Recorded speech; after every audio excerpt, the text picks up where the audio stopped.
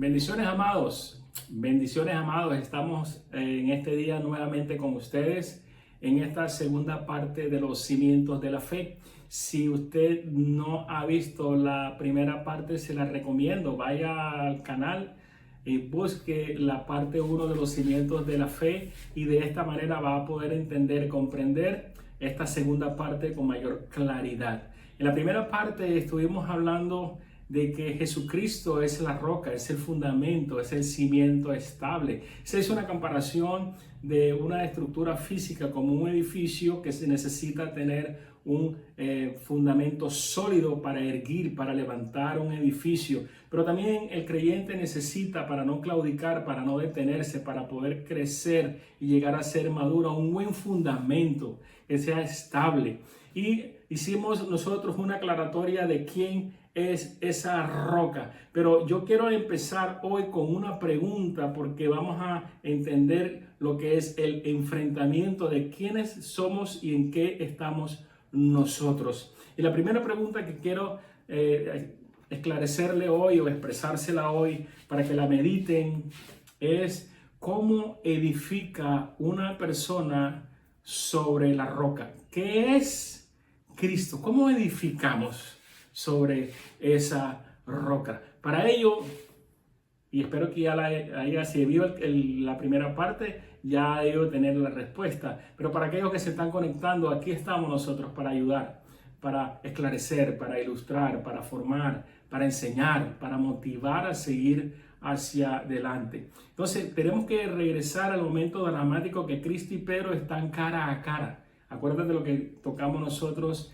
en la parte número 1. Pedro y Cristo están cara a cara y dice: tú eres Cristo, dice Pedro, el Hijo del Dios viviente. Eso nosotros lo vimos en Mateo capítulo 16, versículo 16. Entonces, aquí para poder entender ello, tenemos que comprender que hubo una experiencia de 4 etapas. ¿Cuál es esta experiencia de estas 4 etapas que vemos en este pasaje de una gran revelación? Un encuentro directo y personal de Pedro con Cristo. Ahí no hubo un mediador, ahí no hubo ningún ser humano, ahí no hubo ninguna parte alguna que le expresara o le enseñara o le interpretara ninguna experiencia. Fue algo de entre Jesús y Pedro. Entonces, esa es la primera parte. La segunda parte, una revelación directa concedida a Pedro.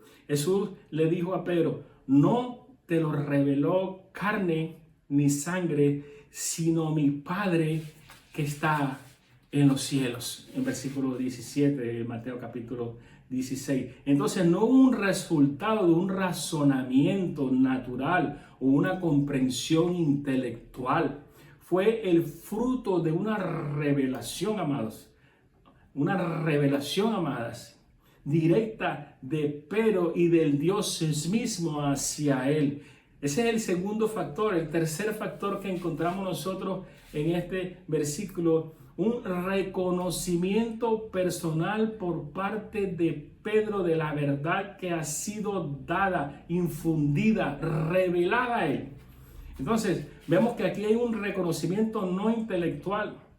Vemos que aquí hay un reconocimiento no de un concepto teológico, ¿sí? Sino más bien es parte de una revelación. Y el segundo, el cuarto punto que quiero esclarecer en esta segunda parte es que hubo una confesión abierta, pública, por parte de Pedro de la verdad que había recibido, que había concebido, que había entendido en su espíritu. Entonces, aquí tenemos 4 etapas que vamos a ver el significado de edificar sobre la roca. Acuérdense la primera pregunta que yo le hice en esta segunda etapa del enfrentamiento: ¿cómo edifica una persona sobre la roca que es Cristo? Aquí en estas 4 etapas de Pedro vamos a nosotros a desglosar y a comprender cómo aplica en nuestras vidas esa revelación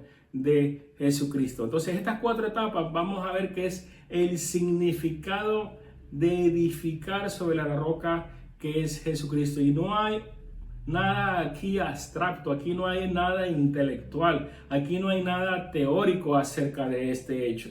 Entonces, eso lo primer paso es ello, que tenemos que entender que no puede haber nada abstracto, no puede haber nada teórico, no puede haber nada intelectual, porque las cosas espirituales se disciernen espiritualmente. Si nosotros vamos a comprender, a entender, a aceptar, hasta que nuestro intelecto trate de entender estas verdades, nuestro intelecto por ende está dividido por un conocimiento previo que hemos tenido en nuestra vida secular, en nuestra vida física, en nuestro entorno natural. Y si nuestro entorno natural ha estado intoxicado por religiosidad, por dogmas, por paradigmas, por rituales, por un sinnúmero de cosas, entonces vamos a estar nosotros confundidos en un mar de indecisiones, que eso es lo que a veces por mi experiencia veo en el corazón de muchos que con sinceridad están buscando el amor, el perdón y la misericordia de nuestro Señor Jesucristo.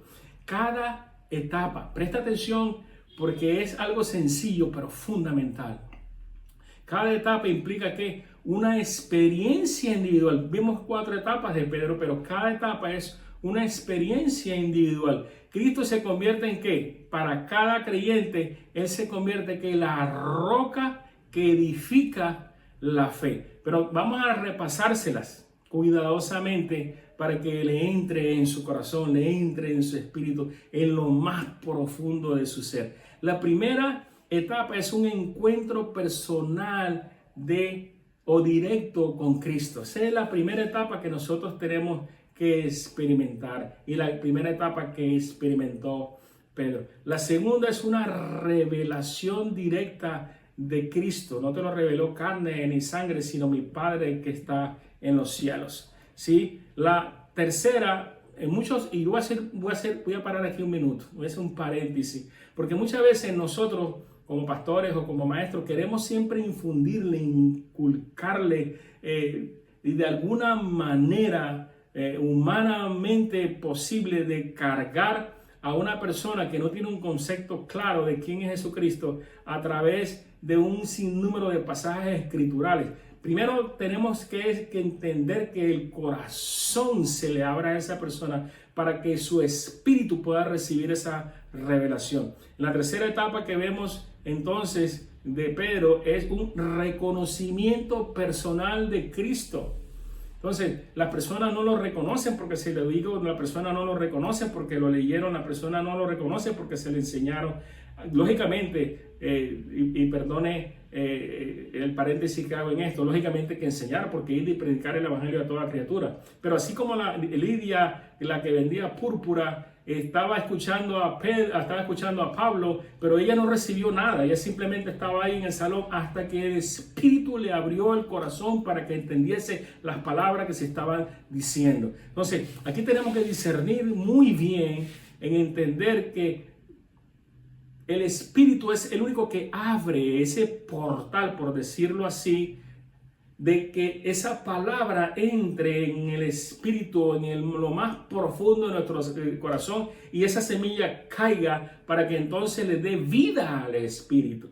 En la cuarta vemos revelación de Pedro. La cuarta es una confesión abierta y personal de Cristo. O sea, de nada sirve de confesar a Cristo si no ha habido una revelación de Él como persona, de Él como ser viviente, no lo digo yo impalpable, pero sí se siente en el espíritu. Los apóstoles lo palparon, los discípulos lo palparon, el pueblo de Israel, Galilea y todas esas regiones lo palparon, pero Él dice, y regresaré a ustedes y haré morada con ustedes. Ya no lo palpamos, pero lo sentimos. Entonces, es necesario de que la oración nos lleve a nosotros, antes de hablarle a una persona o antes de que nosotros entendamos qué es lo que está pasando con nosotros, orarle a Dios que se nos haga real a nosotros. Si Él se nos hace real, entonces se nos hace real no una fuerza, no simplemente un sentimiento, no una emoción, no un movimiento de esos que nosotros vemos muchas veces en las iglesias, sino un sentimiento interno profundo, una sensibilidad de un reino celestial. que son dos cosas completamente diferentes. Entonces, a través de estas 4 experiencias, Cristo se convierte en ¿qué? Para cada creyente, ¿en qué? En la roca que es. Entonces, no solamente eso, sino viene la revelación. ¿Cuál es la revelación? Pero en la revelación también tiene que surgir otra pregunta para nosotros poder entender y comprender lo que Dios nos quiere enseñar. La pregunta es, ¿puede una persona hoy llegar a conocer a Cristo de una forma directa y personal? Yo le voy a dar a usted unos 15 segundos y por favor hágase esta pregunta, hágase este interrogante. ¿Puedo yo llegar a conocer a Cristo de una forma directa y personal?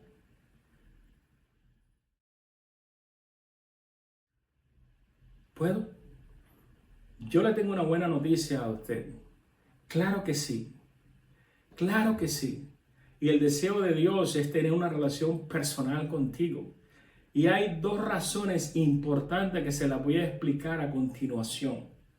La primera, el mismo Cristo que vive exaltado en el cielo a la diestra del Padre sigue siendo el mismo de ayer, de hoy y por los siglos y de los siglos, como fue revelado a Pedro. ¿Puede ser revelado hoy, así como Pedro se le reveló? Sí, claro, puede ser revelado a usted hoy mismo en esta misma clase que estamos directo desde Ser Bíblicos de su canal de YouTube. Por favor, suscríbase.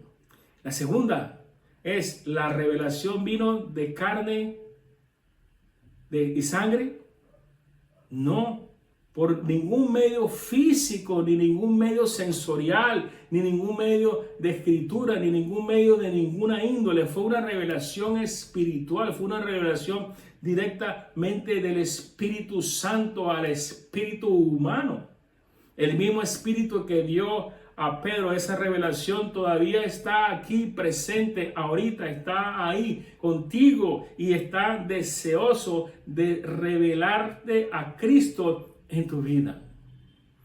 El mismo Jesús prometió a sus discípulos para tener una base bíblica sobre esto. Jesús en el capítulo 16, el versículo 13 y 14 nos dice de esta manera: pero cuando venga el Espíritu de verdad, ahí está, pero cuando venga el Espíritu de verdad, Él os guiará a toda la verdad, porque no hablará por su propia cuenta, sino que hablará todo lo que oyere y os lo hará saber las cosas que habrán de venir.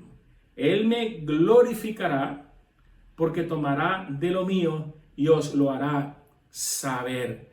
Puesto que la revelación es espiritual, no está, oído esto, lo que le voy a explicar.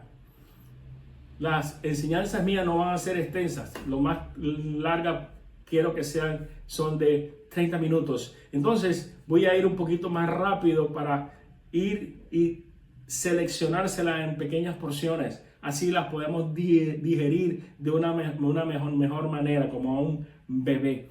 Puesto que la revelación no es espiritual, ni está en el plano eterno, no está limitada, no está limitada ¿a qué? A factores físicos, no está limitada a el tiempo, no está limitada al cambio de idioma, no está limitada a costumbre, no está limitada a moda, ni tampoco mucho menos a circunstancias.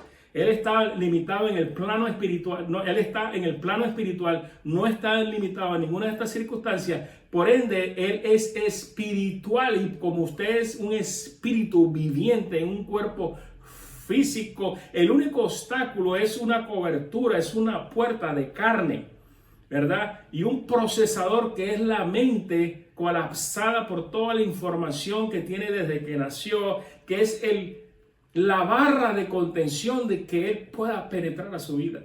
Porque esto es espiritual, esto es por fe, ¿sí? Si lo trata de entender, si lo trata de comprender, si lo trata de aceptar por un razonamiento, por un conocimiento, por algo que no esté de acuerdo a su naturaleza, entonces no vamos a establecer, fundamentar un fundamento estable, sólido en nuestras vidas. Entonces la experiencia personal con Jesucristo, el Hijo de Dios, se revela a través del Espíritu Santo, reconocido una vez que se revele y confesado, tal cual como vimos en el ejemplo de Pedro. Sigue siendo entonces la única roca inalterable, el único cimiento inconmovible sobre la cual tiene basada toda la verdad cristiana.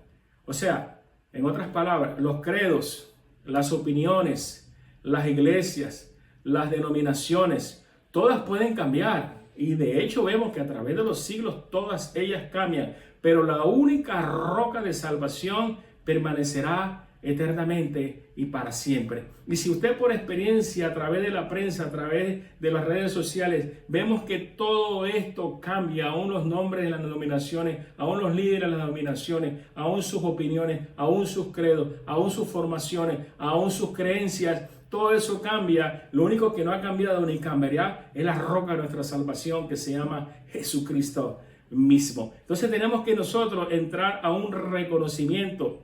Sobre ella está basada nuestra fe, sobre ella está basada nuestra creencia, y no hay nada ni en el tiempo que pueda adulterar ello, sino simplemente es un reconocimiento de nuestro Señor Jesucristo. El reconocimiento, y perdona la redundancia de repetirle nuevamente esta palabra, nada es más impactante en los escritos y testimonios de los primeros cristianos que su sinceridad y confianza en el conocimiento de su fe en Cristo. Por eso nosotros tenemos que regresar a las sendas antiguas, nosotros tenemos que regresar al libro de los Hechos, nosotros tenemos que regresar a las Escrituras, nosotros tenemos que estudiarlas a profundidad y basarnos en ello.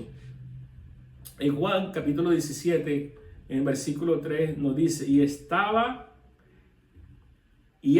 es la vida eterna. Mira lo que dice Juan.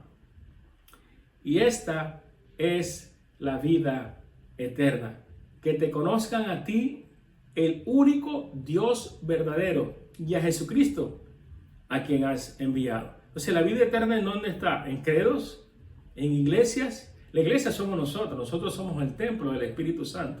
Y lógicamente es bueno congregarnos como algunos lo tienen por costumbre, pero ello no te salva a ti. Las obras no te salvan a ti. Los credos no te salvan a ti. El conocimiento inclusive de la Escritura no te salva a ti, porque inclusive nos dice la palabra en Santiago que Satanás también conoce más la Escritura que yo y que usted, ¿sí? Pero él dice que tiembla cuando ve y escucha la presencia de Dios, pero él conoce la Escritura, pero no la respeta, no la obedece, ¿sí? Entonces, ni siquiera es el conocimiento de la Escritura, sino es la revelación de Jesucristo en nuestro corazón. Y cuando la revelación de Jesucristo, esta vida eterna, viene a nosotros, porque Él es eterno y nos da vida a la eternidad de nuestro espíritu, y florece y crece y domina, y nuestras mentes y nuestros pensamientos se van forjando, se van moldeando, se van acoplando a su naturaleza. Entonces es porque su naturaleza, su vida eterna, su reino, su soberanía empieza a florecer y a darnos su naturaleza dentro de nuestra naturaleza. Entonces eso es algo personal del Rey y nosotros. Entonces esto no significa conocer a Dios de una manera general mediante la naturaleza, como algunos dicen, o la conciencia como un creador o como un juez, o simplemente es conocerlo revelado y personalmente. ¿Y quién es esa roca de salvación? Jesucristo. Tampoco es conocer a Jesucristo como un personaje histórico. Entonces, a veces nosotros escuchamos un sinnúmero de personas. Yo soy creyente, yo soy cristiano, pero creo que Él es un gran profeta. Creo que Él es un gran personaje. Creo que Él es el personaje más influyente en la historia. Él no es ningún personaje. Él no es, aunque lógicamente fue profeta, Él es nuestro Salvador y Él es la naturaleza viviente del Dios en nuestro ser. Entonces, es conocerlo directamente y personalmente a Dios y a Él. Juan nos dice, mira lo que dice Juan aquí en la Escritura, en Juan capítulo 5, en versículo 20. Pero sabemos que el Hijo de Dios ha venido y nos ha dado entendimiento. ¿Quién da el entendimiento? La Escritura se está revelando a sí misma. Yo no estoy poniendo nada que no esté escrito. Primera de Juan, capítulo 5, versículo 20 dice, pero sabemos que el Hijo de Dios ha venido y nos ha dado entendimiento para conocer al que es verdadero. Y estamos en el verdadero, en su Hijo Jesucristo. Este es el verdadero Dios y la vida eterna. Entonces, observemos la humildad, aunque serena, confianza de estas palabras que se basan en el conocimiento de una persona. Y esa persona se llama Jesucristo. Ese es el Dios verdadero y la vida eterna. Así lo declara con sinceridad, con humildad Juan. Pablo tenía las mismas clases de testimonio cuando nos revela, le escribe a Timoteo, en 2 de Timoteo, capítulo 1, versículo 12. Dice, por lo cual, asimismo padezco esto, dice Pablo cuando le escribe a una carta a Timoteo. Por lo cual, asimismo padezco esto, pero no me avergüenzo porque yo sé en quién he creído y estoy seguro que es el que es poderoso para guardar mi depósito aquel día. Oído esto, presta atención, como yo digo a veces a mis estudiantes en los salones de clase, preste atención al tambor. Pablo no dijo, yo sé que he creído. Él no dijo eso. Y dice, yo sé en quién he creído. O sea, que tiene una relación personal con Jesucristo. Como persona, como amigo, como padre, como hermano mayor, como creador, como consejero. Él entonces dice, yo sé en quién he creído. El fundamento de su fe no era un credo. El fundamento de su fe, y vueltamente repito esto porque a veces me golpea la confusión que hay hoy sobre esta tierra. El fundamento de su fe no es un credo. El fundamento de su fe no es una iglesia. El fundamento de su fe no es una doctrina. El fundamento de su fe es una relación directa con Jesucristo. Entonces, como resultado de esta relación personal con Cristo, tenía una confianza, inclusive de ir a la muerte, tenía una confianza de ser apedreado, tenía una confianza de naufragar, tenía una confianza de pasar necesidad, tenía una confianza de mantenerse sólido en el conocimiento de una verdad eterna. Tenía una confianza que no lo movía ni por circunstancias económicas, ni por circunstancias de salud, ni por problemas matrimoniales, ni por problemas, aunque él nunca se casó, estoy hablando en general nosotros acá, ni por problemas de ninguna índole. Entonces, ¿qué es lo que mueve a una persona de su fe y lo saca de los cimientos? Porque lo tiene en una iglesia, o lo tiene en una doctrina, o lo tiene en un ritual, o lo tiene en un sinnúmero de cosas que han creado. Y Satanás ha sido sabio, sutil, inteligente. Y hay muchos que confesan a Cristo y se sienten salvos, pero cuando viene una tormenta, viene un huracán, viene una calamidad a su vida, rápidamente lo socava de donde él está, porque su cimiento no es una relación personal con Cristo. Y al no tener un cimiento estable, sólido, no está basado en una roca, lógicamente cualquier viento lo saca fuera de fuego. Entonces yo pregunto a esas personas que salen fuera de fuego tan fácilmente, si suena esa trompeta, nos vamos con Cristo. Si tenemos nosotros un credo, tenemos una religión, o tenemos una relación personal con nuestro Señor y amado, eterno y Salvador Jesucristo. En conclusión, ¿qué tenemos hoy en esta clase de los cimientos de la fe? Este deseo de tener una relación con Jesucristo como el fundamento de la fe derrumba entonces a todas las preguntas. ¿Y cuáles son esas preguntas? Porque en mis enseñanzas siempre hago preguntas para poder confrontarnos con nosotros mismos. Y yo pregunto a usted, ¿es cristiano? Algunas preguntas pueden decir, creo que sí. Otros, trato de serlo. Y hay unos inclusive que me han respondido de una manera que me deja abismado dentro de la iglesia. No lo sé. Entonces, todos los que dan respuestas como estas dejan al descubierto un hecho. ¿Qué es lo que dejan descubierto cuando me dan esta respuesta? Su fe no está fundada sobre el conocimiento directo y personal de nuestro Señor y Salvador Jesucristo. Supongamos que yo le hiciera la misma pregunta hoy. ¿Es usted cristiano? ¿Qué respuesta usted me daría? Creo que sí. Trato de serlo. Trato de luchar de ser mejor persona. Esto no se trata de luchar de ser mejor persona. Nosotros nunca vamos a lograr ser mejores personas a menos que entonces el Espíritu Eterno, el Espíritu de gracia, el poder de Dios venga a nosotros y nos cubra y nos llene, nos fortalezca y nos dé sabiduría, espíritu de revelación, espíritu de conocimiento y espíritu de su verdad y fortalecimiento en nosotros mismos para contrarrestar no solamente al príncipe de las tinieblas, sino pelear con el monstruo que somos nosotros, desfigurados, transfigurados, confundidos y bíblicamente trastornado por tantos conceptos que nosotros nos han infundido.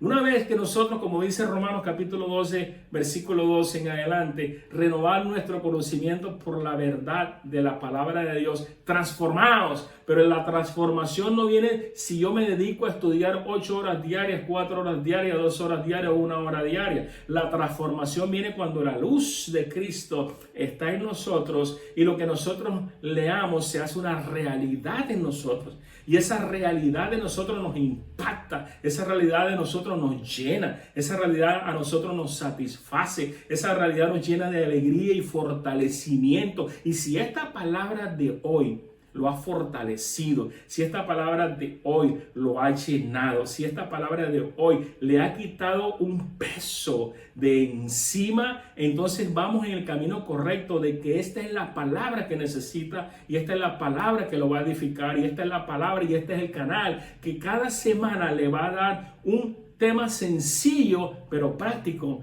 para su diario vivir. Yo le voy a dar 2 recomendaciones antes de finalizar esta segunda parte y les voy a traer un consejo de Job. ¿Y por qué les traigo un consejo de Job? Job, sabemos, y muchos de nosotros, la historia nos dice que es el libro más antiguo de la escritura y el hombre que padeció más fuertes ataques por parte del príncipe de las tinieblas. Perdió todas sus riquezas, perdió todo su ganado, perdió sus hijos, perdió sus hijas, perdió su casa.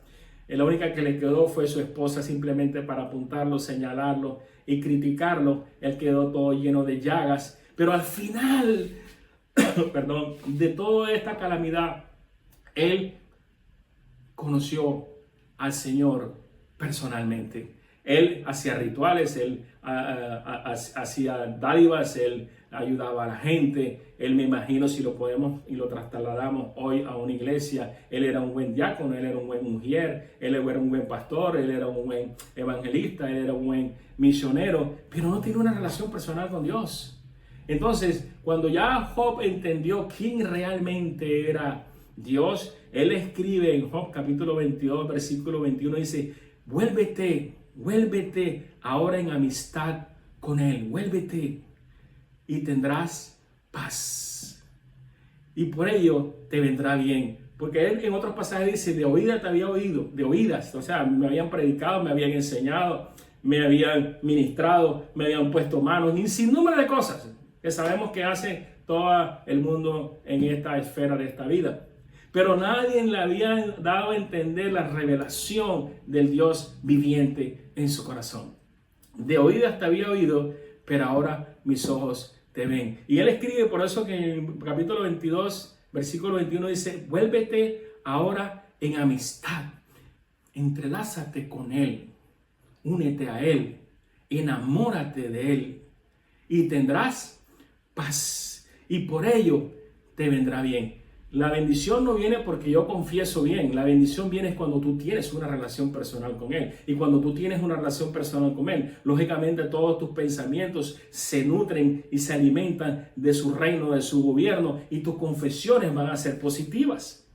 Otras señales de que estamos desfigurados de la verdad de Dios es cuando nosotros confesamos, y la vida y la muerte están en el poder de la lengua, y los que la confiesan cosecharán su fruto. No tenemos una mente renovada, no tenemos una naturaleza divina, no tenemos un nuevo ser dentro de nosotros. Lógicamente nuestras perturbaciones van a fluir por nuestra boca como un río y no estamos siendo edificados. Y hay otro consejo muy importante que quiero transmitirles aquí en el Salmo 73, y con esto terminamos para la próxima clase. Los espero la próxima semana.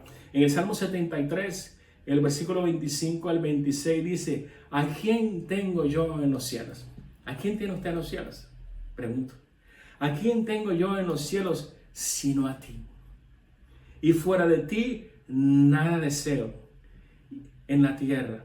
Mi carne y mi corazón desfallece. Pero dice el salmista en el Salmo 73, y hemos tocado más de 15 referencias a esto: mas la roca, acuérdense quién es la roca, mas la roca de mi corazón y mi porción es Dios para siempre. Bendito sea su nombre. Quiero orar, por favor, por usted en este momento, si me lo permite, por favor. Y quiero ponerme en comunión con el Espíritu Eterno y con usted que llegó al final de esta segunda clase, para que continúe con nosotros y crezca a la madurez, la paz, la tranquilidad, el reposo y la comunión de nuestro gran Señor y Salvador Jesucristo. Amado Padre Celestial, y si lo puedes repetir conmigo mejor, porque a la final estamos aquí conectados. El Espíritu no está limitado a tiempo ni a espacio. El Espíritu está aquí, el Espíritu está allá en su casa, o en su carro, o donde usted se encuentre en este momento. Amantísimo Padre Celestial, te doy las gracias. Dígalo conmigo, sin pena. Te doy las gracias por darme una palabra de salvación. Te doy las gracias por dejarme saber que tú eres el fundamento de mi salvación. Tú eres la roca eterna. Tú eres mi alto refugio. Tú eres mi protector. Tú eres mi ayudador. Perdóname, Señor, por todas las cosas que he creído y he hecho pensando que era lo correcto. Pero hoy, Señor, yo te pido que tú vengas a mí. Quiero regresar a establecer una amistad contigo para poder caminar juntos los días que me quedan sobre esta tierra, en este cuerpo físico. Quiero entrar en las puertas eternas cuando mi cuerpo físico perezca y sea enterrado y mi espíritu regrese a ti y puedas recibirme con los brazos abiertos. Pero mientras yo vivo en esta tierra, Señor, yo te pido que me prosperes, yo te pido que me bendigas, yo te pido que me ilumines, yo te pido que me uses, yo te pido que salves a mi familia, a mis hijos, a mis hijas, a mis padres, a mis hermanos. Yo te pido que sea un instrumento de luz y que todos aquellos puedan venir a mí y comprender de que solamente en ti hay salvación. Gracias por tu amor, gracias por tu misericordia, en el nombre de nuestro Señor Jesucristo. Amén. Bendecidos, amados, y nos vemos en la próxima clase. Dios me lo bendiga abundantemente. Bendiciones. Hasta luego.